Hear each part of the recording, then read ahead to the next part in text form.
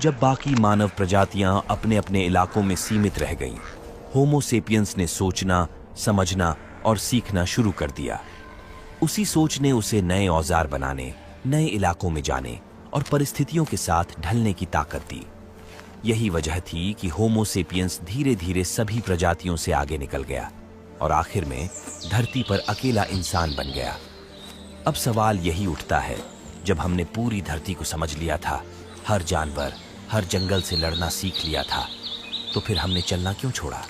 क्या कोई ऐसी जगह थी जहां इंसान ने पहली बार खुद के लिए ठिकाना बनाया? क्या वो किसी गुफा में था या किसी नदी के किनारे? दुनिया का पहला घर आखिर कहाँ बना था? क्या पहला घर मिट्टी और घास से बना था या लकड़ी और पत्थरों से गढ़ा गया था? तो चलिए इन सभी सवालों के जवाब के लिए गहराई में उतरते हैं। अब कहानी उस दौर में पहुंच चुकी है जब धरती धीरे धीरे अपनी नींद से जाग रही थी। करीब 12,000 साल पहले पृथ्वी ने अपने इतिहास का सबसे बड़ा परिवर्तन देखा। आखिरी हिमयुग समाप्त हुआ। हजारों साल तक बर्फ से ढकी धरती अब पिघलने लगी थी। जैसे जैसे बर्फ पीछे हटी, धरती का चेहरा पूरी तरह बदल गया। नई नदियां बनी, झीलें उभरी और जहां पहले सिर्फ पत्थर और ठंड थी, वहां अब हरियाली और जीवन लौट आया।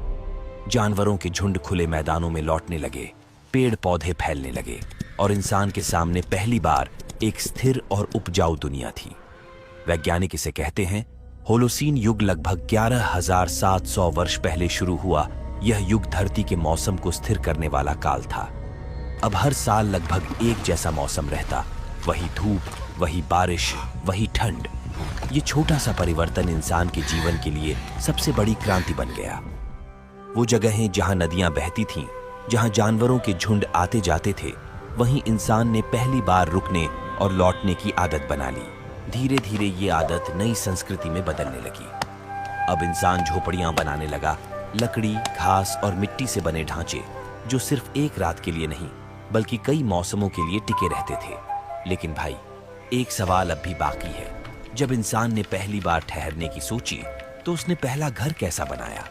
वो दीवार कैसी थी जो डर से नहीं बल्कि उम्मीद से उठाई गई थी?